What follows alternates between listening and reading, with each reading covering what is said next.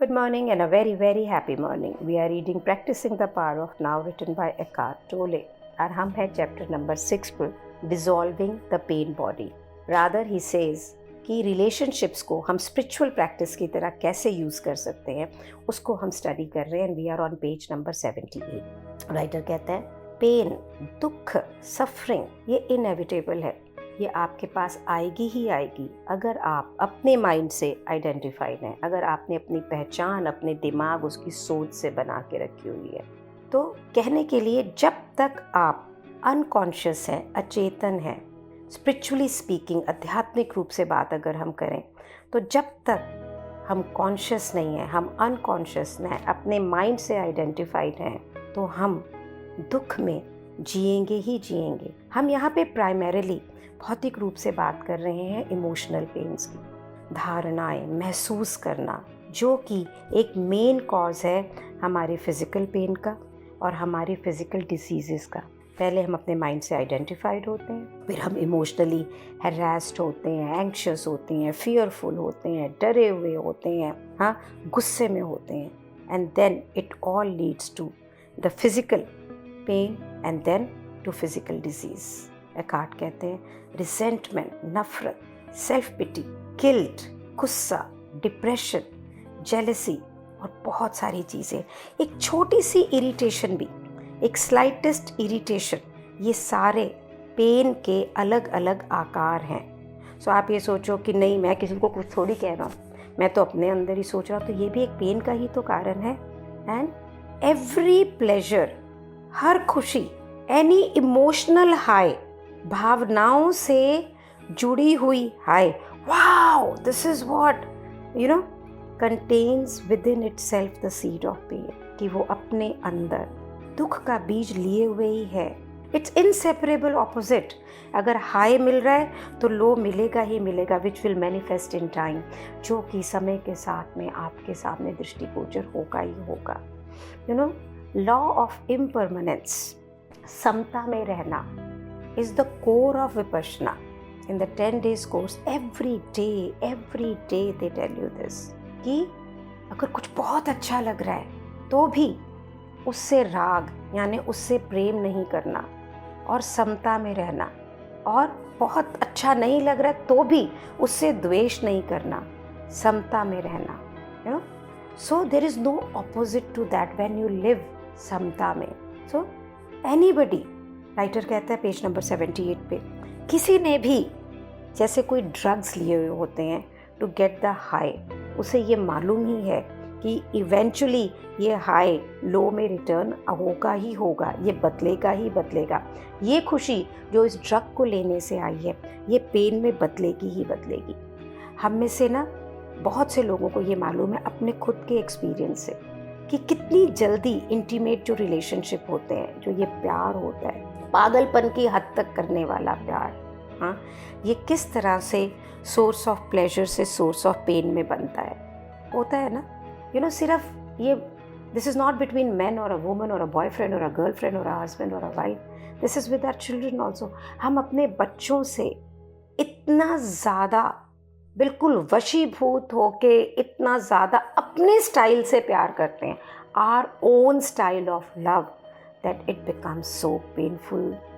ये हमारी सुन नहीं रहे, वैसे कर नहीं रहे, अरे यार ये क्या कर रहा है, इसको दुख पहुँचेगा, ये होगा.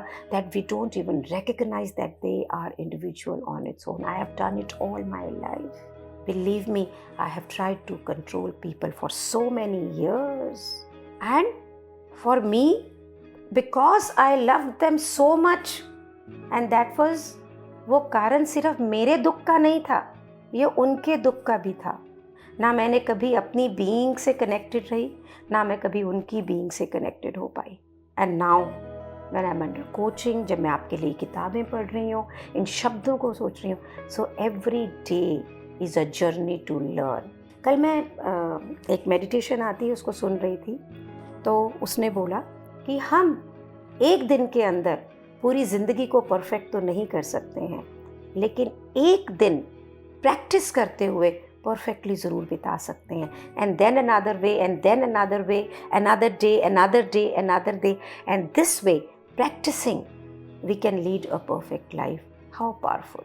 मीन्स हर रोज़ अगर हम समता में रहना सीखें तो every day will become to live in samta, no rag, no dvesh, and we recognize the law of impermanence here.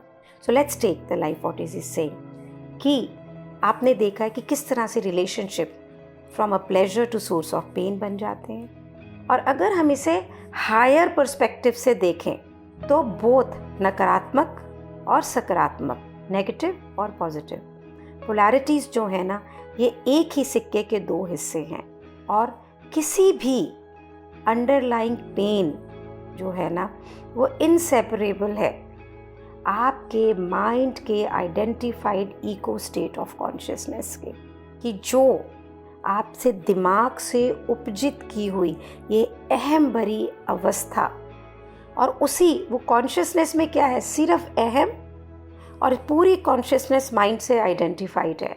अगर ऐसा है तो वहाँ पे दर्द, वहाँ पे दुख, वहाँ पे सफरिंग है ही है। तो राइटर पेज नंबर 79 पे बोल रहे हैं एकार्ट कि there are two level of pain, the pain that you create now, दुख जो आप अभी इस समय क्रिएट कर रहे हैं, और पेन जो आपके पास्ट से चला आ रहा है, जो अभी भी आपकी माइंड में, आपकी बॉडी के अंदर रह रहा है। और जब तक आप इस क्षण, इस now, power of moment to moment को एक्सेस नहीं कर पाएंगे, जब तक आप इसे अनुभूतियों में नहीं लेके आ पाएंगे, तब तक कोई भी इमोशनल पेन जो आप एक्सपीरियंस करते हैं आपकी बॉडी के अंदर कहीं ना कहीं रेजिड्यू छोड़ के जाती है उस पेन का, and then it lives within you. ये जो ऑलरेडी आपकी बॉडी में पेन होता है उसके साथ मर्ज करती है, and then it logs into your mind, into your body. ये सारे इंक्लूड करते हैं pains which you suffer as a child, जो कि एक अनकॉन्शियस कॉज, जैसे मैंने मेरे बच्चों को कंट्रोल करने के लिए अनकॉन्शियसली, नहीं मालूम था मुझे इन चीज़ों का, मेरे द्वारा भी उन्हें पेन मिली, और many times pain with which you are born, your past karmas. ये जितनी भी एक्यूमुलेटेड पेन है, these are all negative energy fields which occupies our body, which occupies our mind. और अगर आप ये देखेंगे ना तो आपको पता लगेगा कि ये एक ना दिखने वाली एंटिटी है, पहचान है अपने खुद के पूरे राइट में। The moment you are able to identify, the moment you are able to experience, you are very very close to truth. और ये एक इमोशनल पेन बॉडी है, the moment you are able to identify this pain body. So every time I'm into an emotional turmoil, और मैं बहुत सुबक के रोती हूँ, सच बता रही हूँ, then Buddha always tells me there is no need for this pain body here, Shalini. ये emerge कर रही है and it is automated, हमें पता ही नहीं लगता कि ये किस समय ट्रिगर करती है। हम बहुत कॉन्शियस होते हैं, आप ये बुक सुन रहे हैं, मैं इसको पढ़ रही हूँ, we know what is pain body, after that also it triggers. मैं आपको बार बार विपश्यना के एग्जाम्पल देती हूँ क्योंकि मुझे लगता है कि वो एक मैथडोलॉजी है, एक तरीका है जिससे हम एक सुचारू रूप से इस चीज़ों से निकल सकते हैं। जिस समय वो ये बोलते हैं अपने मन को शरीर के डिफरेंट हिस्से पे लेके जाएं, तो वो कई बॉडी पार्ट्स के अंदर आपको वाइब्रेशन नहीं होती, आपको एनर्जी फील नहीं होती है। सो वहाँ पे मिस्टर गोयनका कहते हैं कि ये स्थूल संवेदनाएं हैं। सो ये gradually when you practice every day, तो ये जो जहाँ पे आपकी बॉडी के अंदर संवेदना नहीं हो रही है, यहाँ पे पेन होता है, देन इट डिज़ोल्व्स। यहाँ पे एनर्जी फील्ड होती है, इसलिए वो बार बार बोलते हैं कि बॉडी के हर पार्ट को जीवंत, हर सेल को, अणु को जीवंत करें, so that there is no pain body there. Next time, now whenever you are in दुख, सफरिंग, कुछ सोच के फॉर नो रीज़न, तो याद रखें this is your pen body. ये आप नहीं हैं, ये ऑटोमेटिकली ट्रिगर होती है, ये ऑटोमेटिकली आपको दुख का आभास देती है। बुद्धा इसे बहुत ब्यूटीफुली एक्सप्लेन करते हैं, बहुत ही beautifully. Thank you so much for being in my life, because remember करिएगा कि हम पूरी ज़िंदगी को एक दिन में परफेक्ट नहीं बना सकते हैं, पर अगर हम हर रोज़ को एक स्पिरिचुअल प्रैक्टिस की तरह जिएं उत्तमता से, तो हर दिन उत्तम हो सकता है, एक स्पिरिचुअल प्रैक्टिस बन सकती है। And then every day will take us more and more towards our being, towards our consciousness, towards the God within us. Thank you so much for being in my life. Thank you so much.